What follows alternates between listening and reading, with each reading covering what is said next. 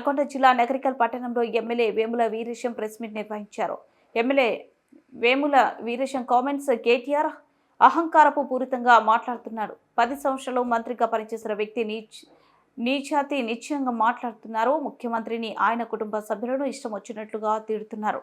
చర్లలో ఏమి జరిగిందో తెలుసుకోకుండా మాట్లాడుతున్నారు. స్థానికులకు ఉద్యోగాల కోసమే ఇండస్ట్రియల్ కారిడార్ కేటీఆర్ సురేష్ను పంపించి నరేందర్ రెడ్డితో కలిసి కలెక్టర్పై దాడి చేయించారు. అక్కడ జరుగుతున్న విధ్వంసాన్ని అంతా మీడియా చూపించింది.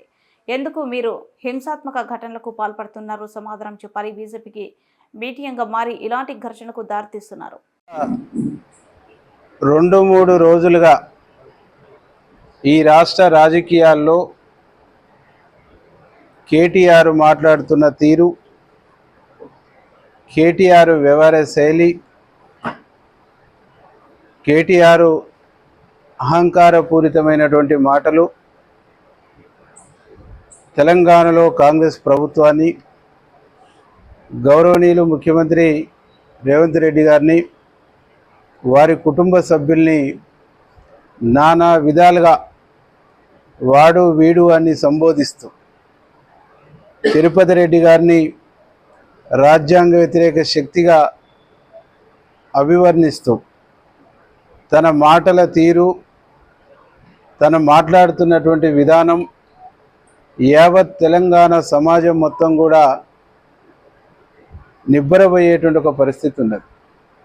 10 సంవత్సరాలు మంత్రిగా చేసినటువంటి వ్యక్తి, 10 సంవత్సరాలు ప్రభుత్వంలో ఉన్నటువంటి వ్యక్తి, 10 సంవత్సరాల పాటు ఒక పార్టీకి వర్కింగ్ ప్రెసిడెంట్గా ఉన్నటువంటి వ్యక్తి కనీస విలువల్ని మరిచి, కనీస పద్ధతుల్ని మరిచి నీచాతి నీచంగా దిగజారి మాట్లాడుతుండేంది, ఏమైంది ఈ మనిషికి అనేటువంటి పద్ధతుల్లో ఇలా తెలంగాణ సమాజం చూస్తుంది. నిన్న మాట్లాడిండు, ఈరోజు జైలు కాడికి పోయి జైల్లో ఉన్న వాళ్ళను పరామర్శించే పేరుతోని మరొక మారు తిరుపతి రెడ్డి పైన, రేవంత్ రెడ్డి గారి కుటుంబం పైన, ఈ రాష్ట్ర ముఖ్యమంత్రి పైన అడ్డగోలుగా మాట్లాడుతుంది. అవసరం అనుకుంటే మమ్మల్ని జైలు పెట్టండి, తనకు తానే కేటీఆర్ను అరెస్ట్ చేస్తారని చెప్పేసి రాపించుకుంటుంది.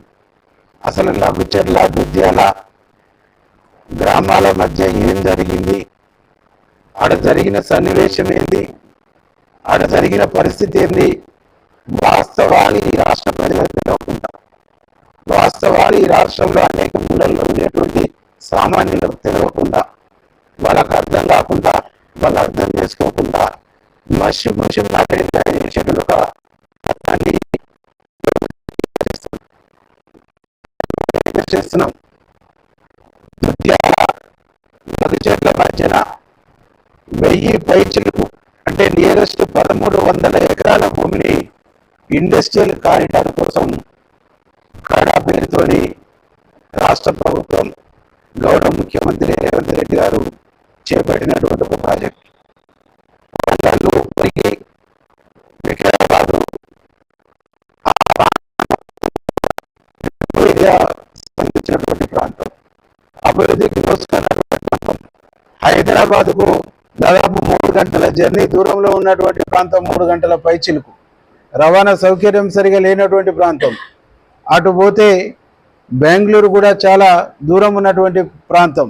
ఈ ప్రాంతంలో ఉండేటువంటి యువకులకు, ఈ ప్రాంతంలో ఉండేటువంటి నిరుద్యోగులకు, ఈ ప్రాంతంలో ఉండేటువంటి చదువుకున్నటువంటి విద్యార్థులకు ఉపాధి ఉద్యోగ అవకాశాలు కల్పించాలని చెప్పేసి అక్కడ ఇండస్ట్రియల్ కారిడార్ తీసుకొచ్చి నేను చెప్పినటువంటి అభిప్రాయం కాదు అని చెప్తారు.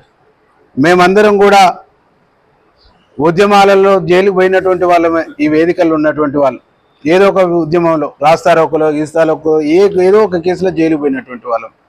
కానీ ఏముంటుంది, పోలీసు వాళ్ళు రిమాండ్ రిపోర్ట్ రాసి నిన్ను కోర్టులో హాజరుపరిచినప్పుడు నువ్వేం చెప్పాలి, దాంట్లో ఏం రాసిరో నాకు తెలియదు, నాతో సంతకం పెట్టించుకోను, దాంట్లో రాసినటువంటి అభిప్రాయాలు నాకు సంబంధం లేదని జడ్జి కాడ చెప్పేసి జడ్జి కాడని కాడ చెప్పారు. ఇది సిస్టమ్. నువ్వు కోర్టులనేమో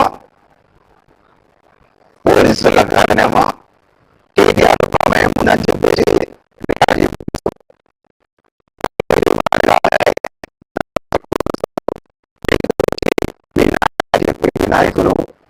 మిమ్మల్ని కొద్దిగా తయారు చేయకుండా ఒక లెటర్ తీసుకొచ్చేసి మళ్ళీ దొంగ ప్రచారం చేస్తారు. అంటే ఈ రాష్ట్రంలో ఎవరికి సిస్టమ్ తెలియదు, ఎవరు ఆదపోలేదో, ఎవరికి పోలీసు ప్రొసీజర్ తెలియదు, రిమాండ్ రిపోర్ట్ ఎట్టుంటుంది, దాని కోర్టులో ఏం సబ్మిట్ చేస్తారో బాధ్యతగా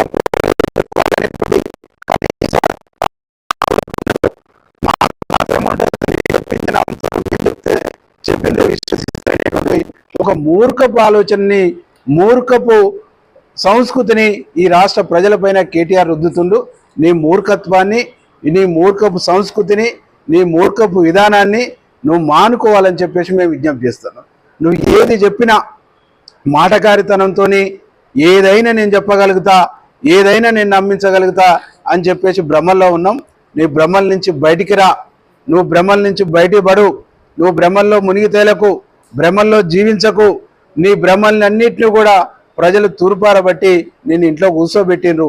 ఇకనైనా మీరు బుద్ధి తెచ్చుకోండి, ఇకనైనా మీరు జ్ఞానం తెచ్చుకోండి, ఇకనైనా మీరు చేసినటువంటి తప్పుల నుంచి రివ్యూ తీసుకొని ఒక మంచి ఆలోచనతో, మంచి ఒపీనియన్తో ప్రజలకు పోండి. ప్రజలు ఆదరిస్తారు తప్ప హింసాత్మకమైనటువంటి ఘటనలతోని, హింసను ప్రేరేపించి, హింసను ప్రోత్సహించి, హింస చేసి ఐఏఎస్ అధికారుల మనోభావాలను దెబ్బకొట్టి, ఆఫీసర్ల మనోభావాలను దెబ్బకొట్టి మేము రాజకీయ పబ్బం, రాజకీయ లబ్ధి పొందుతామంటే ఇది కుదరదు, ఇది చెల్లదు. తెలంగాణ సమాజం చైతన్యవంతమైనటువంటి సమాజం, తెలంగాణ సమాజం తిరుగుబాటు తత్వంతో ఉన్నటువంటి సమాజం. తిరగబడుతుంది, మిమ్మల్ని ప్రశ్నిస్తుంది, మిమ్మల్ని నిలదీస్తుంది, మీ తప్పుల్ని ఎత్తి చూపుద్ది, మీ తప్పులకు సంబంధించినటువంటి తప్పకుండా పరిహారం ఉంటుంది అనేటువంటిది ఈ సందర్భంగా మేము హెచ్చరిస్తాం. ఇంకొక మాట మాట్లాడుతుండు, కక్షపూరితమైన ప్రభుత్వం వచ్చి 11 నెలలు అవుతుంది, ఎక్కడ కూడా మీ మీద కక్ష సాధింపు చేసినటువంటి దాఖలాలు లేవు. అసెంబ్లీలో మీరు ఎన్ని గంటలు మాట్లాడితే అన్ని గంటలు మైక్ ఇచ్చినాం, మీరు ఏది మాట్లాడినా ఓపికగా విన్నాం. మీరు ఎంత బయటికి వెళ్ళిపోవాలని అల్లరి చేసినా ఒక్కరోజు కూడా మిమ్మల్ని బయటకు పంపినటువంటి దాఖలాలు లేవు. అంటే ఇంత ప్రజాస్వామికమైనటువంటి పద్ధతుల్లో, ఇంత స్వేచ్ఛాయుతమైనటువంటి పద్ధతుల్లో ఈ ప్రభుత్వం నడుస్తూ ఉంటే, ఈ ప్రభుత్వం ముందుకు పోతూ ఉంటే, రేవంత్ రెడ్డి గారి ప్రభుత్వం ముందుకు పోతూ ఉంటే, రేవంత్ రెడ్డి గారి పైన, రేవంత్ రెడ్డి గారి బ్రదర్ పైన, వారి అల్లుని పైన నువ్వు దుర్మార్గంగా మాట్లాడటం అంటే మీది నోరా అని చెప్పేసి ఈ సందర్భంగా నేను అడుగుతా ఉన్నాను. 1 ఇంచు భూమైనా రేవంత్ రెడ్డి వాళ్ళ అన్నకు కానీ వాళ్ళ అల్లునికి కానీ ఆడ ఉంటే మేము దేనికైనా రెడీ. ప్రూవ్ చేస్తావా? ప్రూవ్ చేయడానికి రెడీనా? మేము వస్తాం, పోదాం, ప్రూవ్ చేద్దుపా ఏడుందో. కాబట్టి ఉత్తమ మాటలు, ఉద్దర మాటలు మాట్లాడటం మానుకో కేటీఆర్. తప్పు చేసినావు, తప్పును